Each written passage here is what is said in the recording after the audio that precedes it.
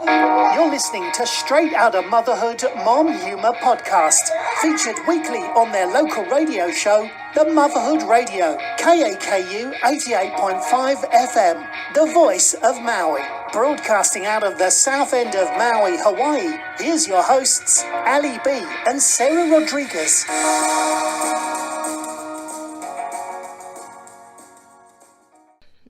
Shaggy. Let's do a countdown. 5, 4, 3, 2, 1. We're broadcasting Straight Outta Motherhood. That's right. Episode number 14. We're on 14. Yeah, we're broadcasting out of the studio today. We're being a little switching it up a little bit. We're switching it up a little bit, and we have a really big guest in. We do with us today. You want to go ahead and do the big intro? Oh, Sarah? the big intro. Okay, guys. I know because we've been kind of like telling people we've got somebody really special coming. So, she is a comedic mother of 3. She's a blogger. She's been featured on a Today Show. You may know her from her viral video, The Man Cold versus the Mom Cold. Give it up for Meredith Masony. Yay! Hello, Aloha, hello. Aloha from Hawaii. We love you. How's Florida? It's hotter than Hades. Yeah, I love here hotter too. than Hades. I love Florida. Florida's one of my favorite places to go. Yeah. But if you ever want to trade, come to Maui. Yep. We'll welcome you and all of your children. We have never been, and I kept telling my husband, I'm like, we need to go because we actually have like distant relatives out there, so you can always find a reason, right? Like, yeah, exactly. Bob's sister Sheila, she lives in Hawaii, right? We haven't seen her in years. Yes. We need to go see her. Exactly. Well, you have friends now, so now you have a reason to come. We'll like put you in our little canoe, and everyone always thinks we drive around in canoes and all that. Are you serious? Yeah, someone actually asked me that once. Somebody asked me, like, do you guys have like fast food restaurants? It's like, we're not living in a third world country. It's Hawaii. Like, it's part of the United States. My parents guys. were like, is there Walmart there? I'm like, yeah, Mom, there's Walmart. Even though it was pretty exciting when we got the Target, though, I do have to admit. I would. Yeah. Okay, so let's get started. So I want to know really what inspired you to really get started, because, with our radio program, we, as moms that kind of struggled coming up, figuring out how we were going to live our lives and, be mothers. Yeah. We had a hard time learning from other women that never wanted to give their tricks of the trade. Exactly. Wanted to be like, keep all their secrets to themselves. Right, And we're so- about, let's share it. Right. So that's why we do the radio show and also the podcast, because we want to inspire moms to go out and try new things that they've never done before. And so I kind of want to know a little bit of like how you got started into the whole blogging world. Like what was you know what I mean? Like, what was your beginning? Yeah. How did you get started? Well, I got started actually as a result of getting sick. So it's a long-ish story, so I'll try to condense it. I'm not super good at that, but I will do my best. So basically back in 2014, I had been sick for like a year. We didn't know what was wrong. I had terrible indigestion and heartburn, and my hair was falling out. I had lost 10 pounds, and you know how the doctors love to tell you that you're perfectly fine. Look at you. Right. I had my gastro tell me, look at how thin you are. I mean, he literally was saying every wrong thing that you should say to a woman when she comes into the doctor's office. Right. Nothing wrong with you. You're fine. We're just going to continue to up your antacid medication. Like that was going to help. And so in the middle of all of this being sick, I was really in a really depressed state of being in the trenches of motherhood, having 3 kids and not knowing what the hell I was doing. Why was I was depressed. Why wasn't I happy? I have everything everybody has told me I could have ever wanted right in front of me. Right. And yet I feel unfulfilled, which is an awful thing to think. And then to even say out loud, God forbid, don't say that out loud. Right. So I was going through all of these things kind of all at the same time. And then in 2014, I remember in June when I finally demanded a endoscope for them to go down and check out what was going on, I was told, we found something. We found a lump. Oh. And so, of course, I have just self-diagnosed after this one test that I have cancer and I'm going to die. And so I go into the WebMD spiral of course, I need to start doing estate planning. Yep. what kind, do I want to be cremated? If not, a glitter casket would be nice. Like, what are my options here? Yeah. And so I basically go from that to the next phase of testing, because they're like, well, in 2 weeks we'll send you for this. So then you ponder for 2 weeks about your death, and then they send you for another test, and you ponder for another 2 weeks. And so I finally got in for a ultrasonic endoscope, where before I even woke up, the doctor told my husband, your wife has an esophageal tumor, can't treat her. She needs to see a oncologist and a surgeon, but I'm not, I'm out. Like, whoa. The guy who told me I was perfectly fine tells my husband I have an esophageal tumor. So we end up seeing a doctor from one of the largest cancer hospitals in Florida, who had literally just moved to our tiny little rinky-dink town. And I was like the second patient to be seen by him. And he basically was like, well, it kind of looks like this. If it's esophageal cancer, it's 5% survival.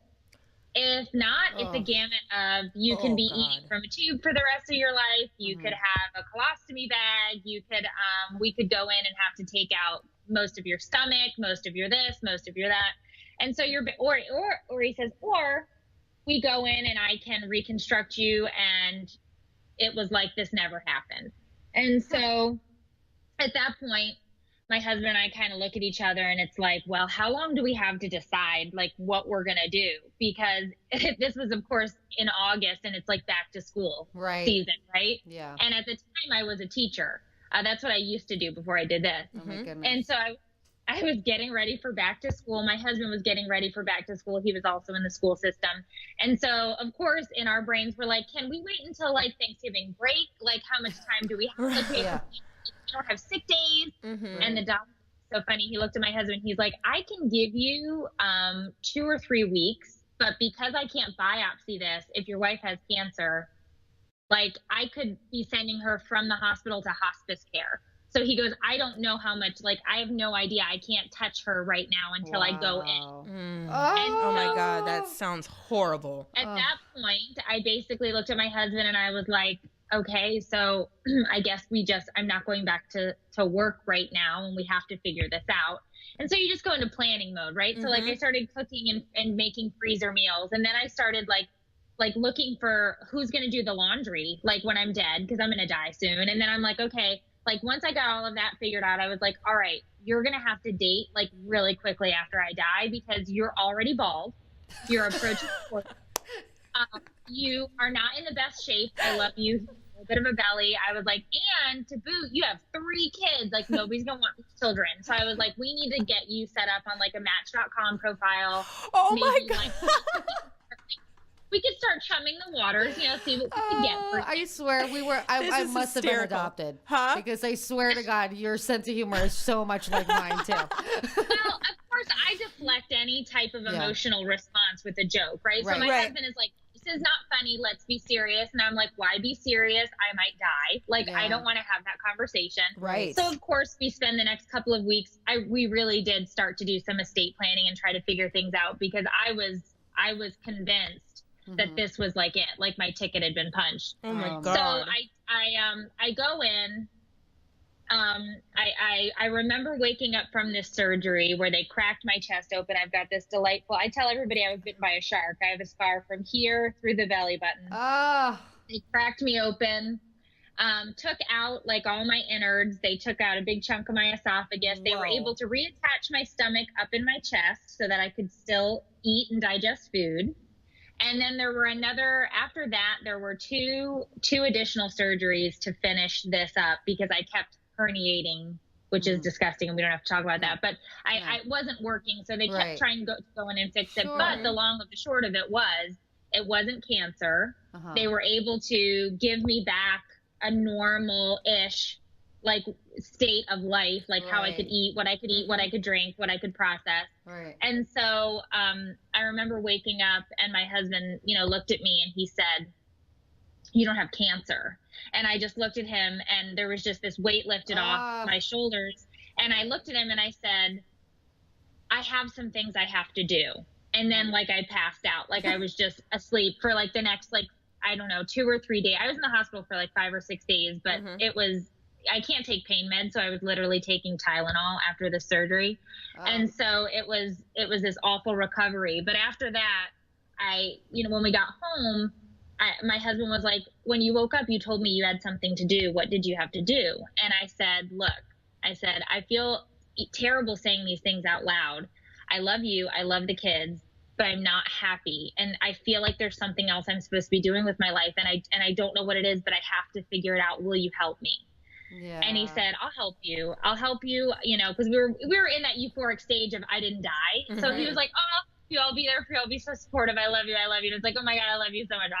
And so you're just sort of trying to figure out what that is. Yeah. Right. So to him, I'm going to start a blog. I need to write. I want to write about all of the things that I feel moms don't talk about because they're worried that somebody is going to shame them for it. Yeah. And he says, why would you want to do that? Because you're going to get shamed. And I said, yeah, but I'm so tired of just listening to everybody's filtered version of what happened today. I want the unfiltered version because I don't feel like there are a lot of people I can relate to out there. Yeah. And when you're a mom with a bunch of kids, the daily grind gets to you, and then all of a sudden we end up apologizing for how we feel. Like, I'm so sorry that I yelled, or I'm so sorry that I said this or posted this, or and it's like, why are you sorry? Like, why? I'm not sorry. Yeah, I'm not even so sorry. Like, I'm not. So I wanted to see somebody out there, and I wanted to know that I wasn't the only mom because I felt like I was so isolated all the time. Yeah. So I started the blog back in October of that year. And I just started writing anonymously because I was still working and my husband was in the school system too. And so we didn't want anybody to know outside of my tiny little town, know who I was. Sure. So we were anonymous. And then after I grew a large enough pair of balls, not breasts, because I've never had those. After I grew a big enough set of cojones, I said, you know what? I think I'm going to switch to video because I think part of what I'm saying isn't translating with the written word. So I said, I think there's a piece missing here. Although I love writing and I still write, I've written a book and I'm starting my second book.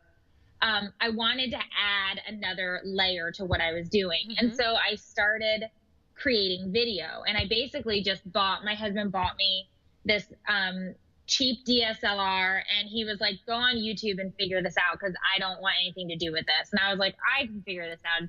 It's going to be so easy. Well, it's not. No. Sounds like us, Sarah. Yeah, definitely sounds like us. I was like, YouTube, come on. I'm like, I can Google this or YouTube this. I'll figure this out. So I started watching some video editing stuff, and I started basically taking the things that I had previously written or I was going through, and I was like, what would this look like played out in front of a camera? Right. And so the first one that went viral was what moms actually want for Mother's Day, which was me just ranting into my MacBook at the time and yelling at my kids, because my husband was away on a golf trip, and he had actually just texted me and said, I think I'm going to stay the weekend, Mother's Day weekend, and finish golfing with my buddies. What do you think about that? Matter of fact, I remember when I watched that viral video, I cried actually because my husband had came home with a Maui built t-shirt that said Aloha is awesomeness and a plant from Lowe's for me for Mother's Day. And you're like, and I had happened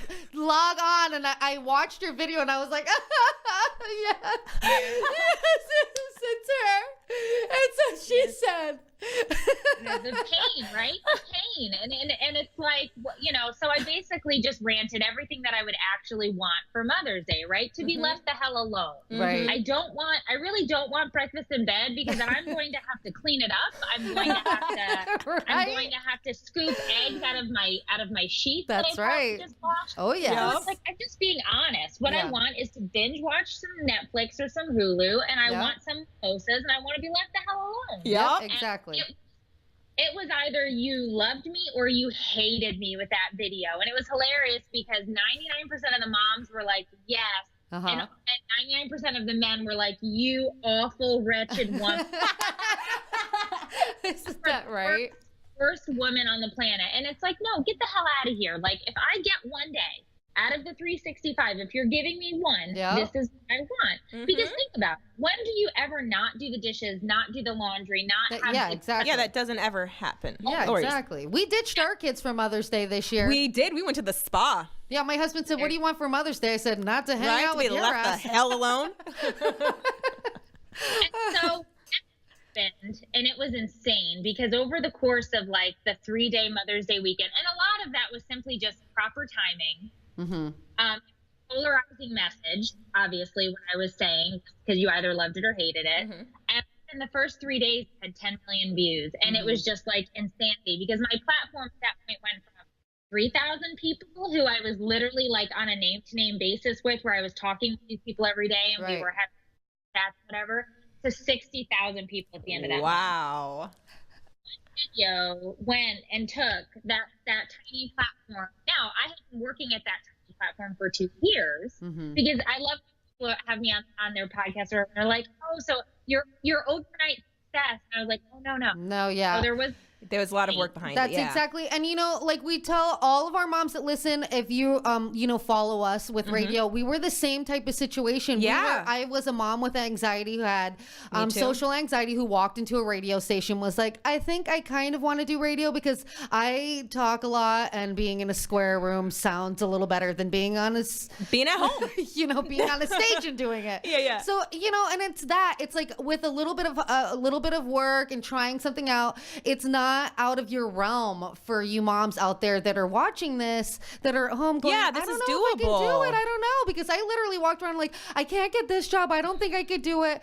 You know, I was a mom from a really young age, like a lot of women are. So yes, it does. It's not overnight success. It's with a little bit of work and, you know, perseverance. Well, and I think what we have to remember too is when you have kids, you become mom. You become what I call the 3-letter word. And then a lot of times we forget who we were prior to having these children. Definitely. And there's a big problem in that, because what happens is after we raise these children, we have to go back to being Meredith or Sally or Jennifer or whomever that is.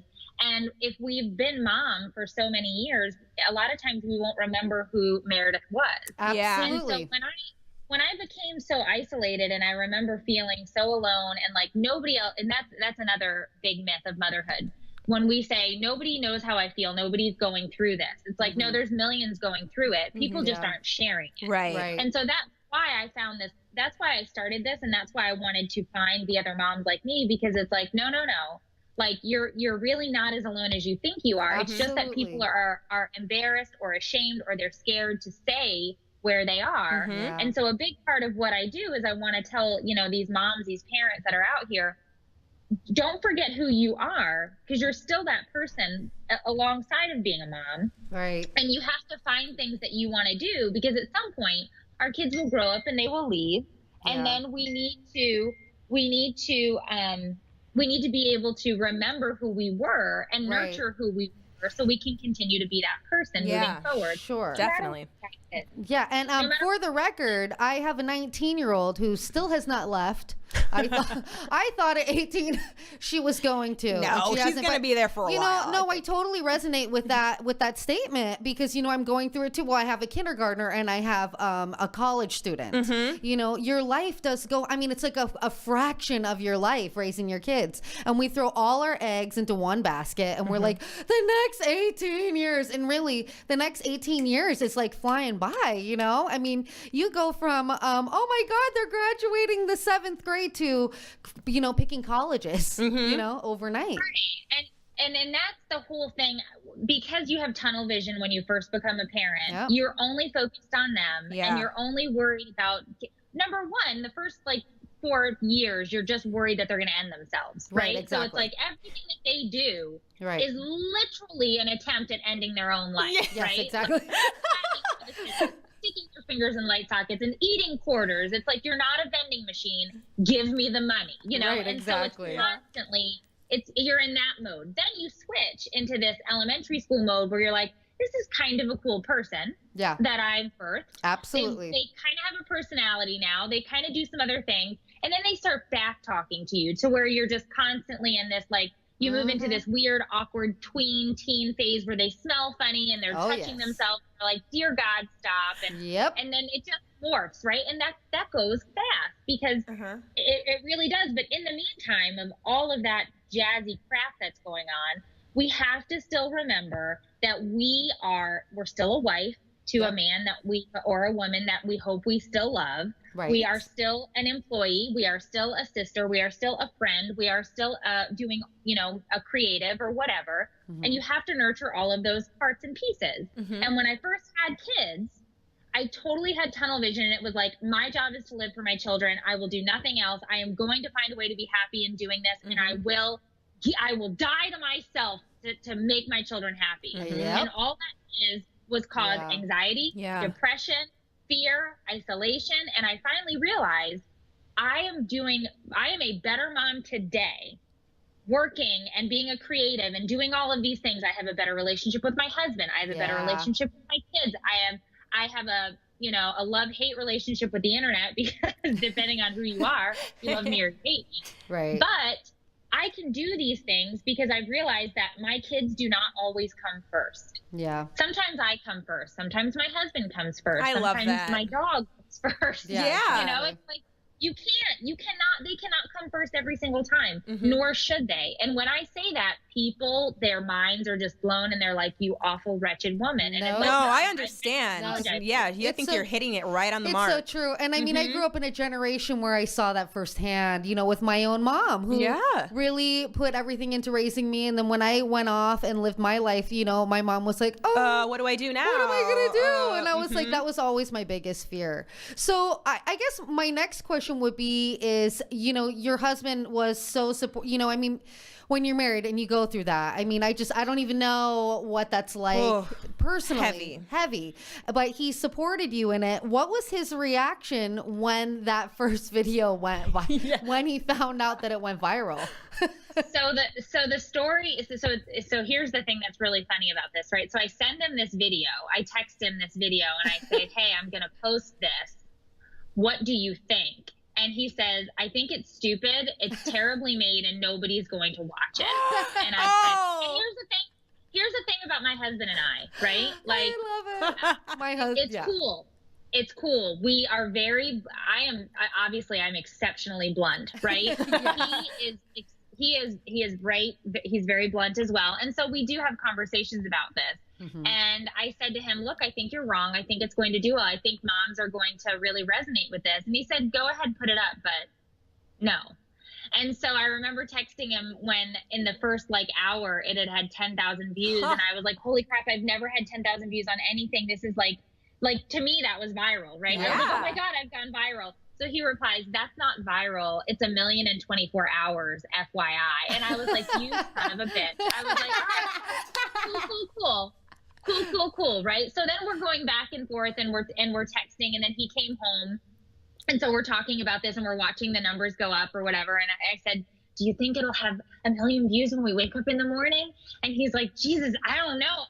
Maybe. He's like, I thought this was a terrible video. I can't believe anybody watched it. And so it was so funny to watch, because we have such different senses. He's very funny. But we have complete different sense of humor when you look at how we interact. He's very quiet. I'm very over the top. And so it's so funny because when you look at my massively viral videos, in terms of just numbers, where the Man Cold, I think on mine alone had 28 million. He also told me not funny. That video is not funny. It's just not funny. And I was like, is it funny because it's true? Or is it not funny because you didn't laugh? He's like, it's just not funny. It's not. And so then I was like, I think the internet and the world just and that saying that you're kind of wrong here. Look at my views. Right? And that was going to be one of our questions, was because I know my husband is literally the butt of every joke. How does he feel about being the material? Honestly, the first day that I did radio, I came to the studio and I had forgot everything that I did, all of my homework. And the only thing I could think of was crap that my husband did. And it was 10 minutes into my program. And my husband was at work and he was like, oh, my wife's radio program's on. And he clicks it on and it's me just totally blasting him across. So, and that was going to be one of our questions. So obviously he doesn't mind being a little bit of your material. But I mean, does he? So here's the thing. When I first started doing this, I realized, because of course, when you first start this and you say, I'm going to be unfiltered, right? Like, yeah. I'm so woke. I love when people are like, I'm so woke. It's like, get the hell out of here. Okay. So it's like, cool, fine. I'm going to be, I'm not going to use a filter. Right. I was still using a filter because I was worried in the beginning about what was going to be said. So I tried to be very careful, and I tried to make sure that it fit in a box, and I tried to make sure that I was doing the things that I felt I was still me, but it was still sort of, I was being cautious. Mm-hmm. When I let that go and I finally was comfortable enough after like the first 2 years to really be me, I realized you don't have to make anything up. Material is given to you through your children, your spouse, through your daily life. It's just your take and your spin and how you tweak something and how you can manage to make sure that it relates to everybody. So I've always told my husband, if I'm going to make a video about it, I'll always say to him first, hey, I want to make this video. Can I? And I say, can I? And he really, what he knows I mean is, are you going to be okay with this? Because I'm going to do it. Right. So he's like, because I did one called Married Sex during the week. And it was basically me giving excuses, and I'm like pushing his hand away. Love I that haven't one seen too. that I one. love that one. Oh. And so like it's me, and he was like, of course he's like, that's not funny, and I'm like, no, it is. And so we make this video, and it is literally, because he's not in any of my videos, right? You don't see his face. You can hear him talking, but we never put him on camera. But you see his hand in this video, like touching me and like trying to grab. I'm like pushing him away, and so we always run through it. And then he'll say to me, like, there has been maybe 2 occasions where he's like, nope, I'm uncomfortable with that. And so I was like, no problem. And I don't run that, right? Like, I'm not going to cross the line in that sense, but he's always been pretty good about letting me play in my space. And he knows that as a mom, as a woman, as a wife, like, I know what's going to relate more than he would in our space. Yeah. So he lets me do that. But there have been a couple of times where he was like, if you say that, right, and you that video. Right, exactly. What other questions do we have? One of the things also that I think a lot of moms that are starting on the journey of blogging and stuff like that is the sensory of children, because you know how we're so sensitive about what we post on social media about photographs of our kids or whatever. Like, how do you feel about that as far as like incorporating your kids? Because it's a huge part of parenting is all the things that we go through, but yet we have to be so sensitive to our children's feelings and like, putting it out there so publicly. Yeah. How do they feel about it? Well, I'm sure it's going to get a little more murky as my oldest is in middle school. So as he, I think, approaches high school and has his own social media, because he doesn't have that now, right? So he knows what I do, and he also knows that his friends know, or his friends' moms know what I do, because there have been conversations or comments at school. And everybody always says, oh, your mom's that mom from Facebook, right? Because if you can't remember my name, or they'll say your mom is that's inappropriate or whatever. And so they know that what I do is out there and it's in the world. But I think because we started doing this because they're young, they were 4 and 5 and 6 or whatever when we started this, it's part of what we do every day. So they know that they're going to be on Instagram, and they know that they're going to be on Facebook, and they know that they're on the YouTube channel. We have a family vlog on the YouTube channel where I literally just spice together clips of what we're doing. And it's not that it's anything super exciting. It's literally just what we're doing, what we're having for dinner today. We went to so-and-so's, basketball game or this or that or the other thing. And it's just what we're doing. Right, exactly. But we totally incorporate them. I always, now that he's in the middle of puberty, which is awful, I will ask him, right, is it okay for me to talk about this?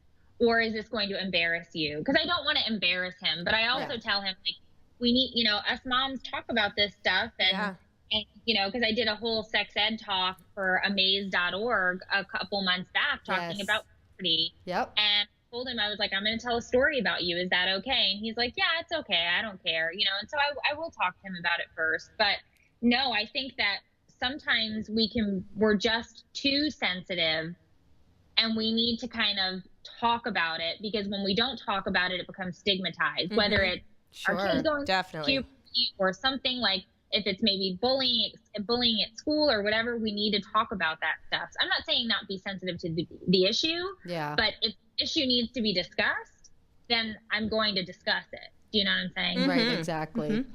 So with summer coming, or being in the middle of summer, what summer advice do you have for moms who are stressed? What would you tell moms out there that are in the heat of summer? Yeah, you're in the heat of summer, all right. So basically what I've found is that I try to squeeze 1 hour a day in for me. And that kind of was totally that's always disrupted over the summer, because it's like, I can't leave my kids at home to go to the gym, and my gym doesn't have a daycare or whatever. It's Planet Fitness. It's $10 a month. There's no damn daycare. So it's like, when those things get disrupted, what I found, and this is absolutely not good advice, but it is what I do, I've found that I'm now staying up until 1:30 in the morning to get that piece of sanity. And my husband was yelling at me the other night, because he's like, it's time to go to bed. You need to go to bed. You're going to be such an asshat in the morning. When you get up, you're going to be nasty to me. And I'm like, yeah, I know, but I need time. I was like, you don't understand that hour or whatever that I get at night, where nobody's asking me for anything and nobody interrupts my TV show or whatever I'm doing. I'm like, I need to zone out. I need that hour. So what I've been doing is, instead of getting that hour in the morning like I usually do when I drop them off from school and I go to the gym and do whatever, I'm now getting that at the end of the night after I've put everybody to bed. But I'm not going to bed at 1 o'clock and I am a total grump ass in the morning. But I need my hour, right? So it's like, find an hour, no matter what it is that you have to do. If your kids if you're dropping them off at, Vacation Bible School or wherever, find your hour and don't do anything except zone out or read a book or whatever it is that you want to do. Scroll on your phone. But everybody needs that hour in the day to kind of be like, I'm a human person. Yeah. I don't want to wear you like a coat right now. I just want to be left the hell alone. And it's okay to be in that spot, in that space, but give yourself the hour. Yeah. Love it. I totally agree. Yeah, it's great advice. I totally agree. Well, before we wrap up, I guess, the interview, we like to play a little game that we like to call Mom or Dad. So we're going to give you 5 scenarios, and you're going to have to decide whether or not it's an issue Mom or Dad would handle. Okay? Number 1, you're potty training your toddler, and they just did a number 2 and clogged the toilet with 4 rolls of toilet paper. Oh, no. Mom or Dad? Is that Mom or Dad? It can kind of go both ways, right?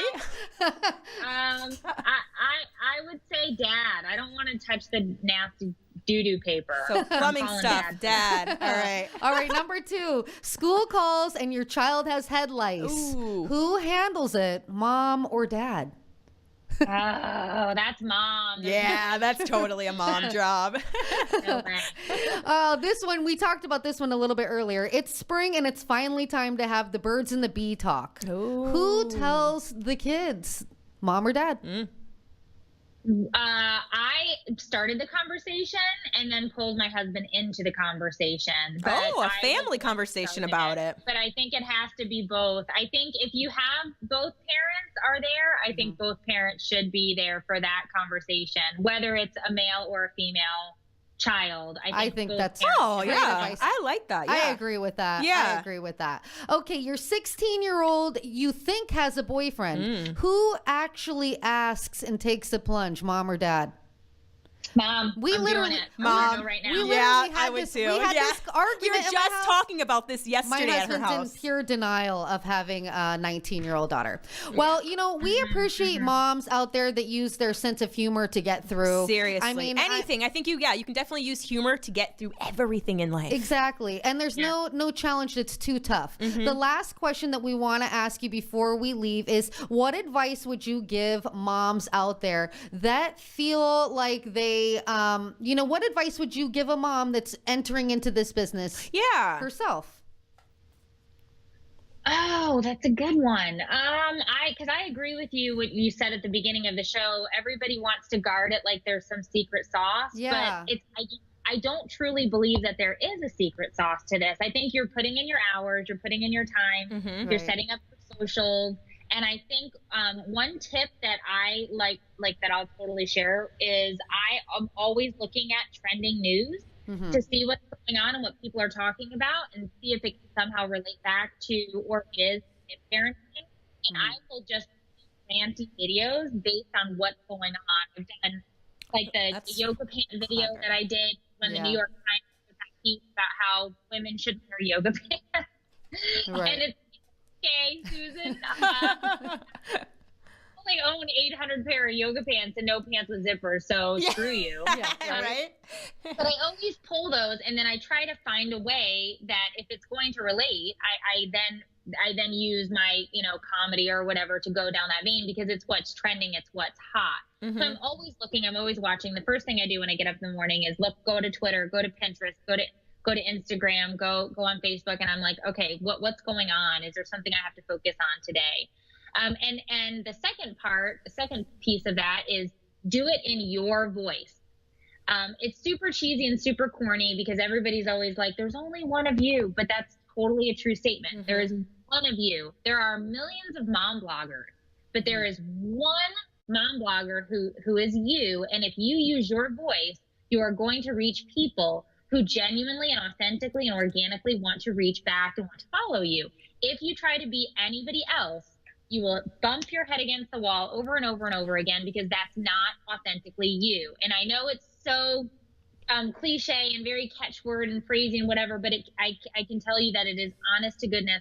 When I set everything aside and said, this is all I have to offer, this is me, that is when the videos started to go like crazy and the audience started to pick up. And I finally realized they actually, and this is so cheesy, but it's like they actually like me for me. Why did I try so hard to worry about that before? I'm just going to do me because that's all I can do anyway. I've got nothing to offer you people. Great advice. It's really that's good such advice. Great advice. We tell moms that all the time. And that's when we became the most authentic people. And when we became successful is when we started believing in ourselves. So all you moms out there that listen to Straight Outta Motherhood, don't forget to believe in yourself. Anything is possible if you just put your mind to it. If you have a dream, just dream it up and do it. Meredith, thank you so much. Thank you so much. And guys, if you want to follow Meredith, she has a Instagram account that's Inappropriate. Yep, YouTube channel, Facebook. So make sure you guys follow her too because she's hysterical. So and we just launched the parenting community as well, so that you can get all of the parenting articles right now. That's an Appropriate Parents page on Facebook. Oh, and you can find all of the content because we actually now have a team of writers, which is amazing. You can find all of that at that'sinappropriate.com. Oh, well, awesome. Thank you so much. Yeah, thank you so much. And thank you for inspiring moms and continuing to make us laugh every day. And we love watching your videos. And we're a big fan of yours in Hawaii. So if you ever decide to get your little in the studio coconut shells and your little hula skirt, you can hiki-hoo all the way down to Maui and hang out with us. Love to. I'll take it up. I'll take you guys up on that offer at some point. I appreciate it for having me on. Thank you so much, Meredith. See you later. Have a good one. Bye-bye. Aloha. Aloha. For more information, check out straightoutofmotherhood.com. And for more information on how you can be a guest, send an email to straightoutofmotherhood.com.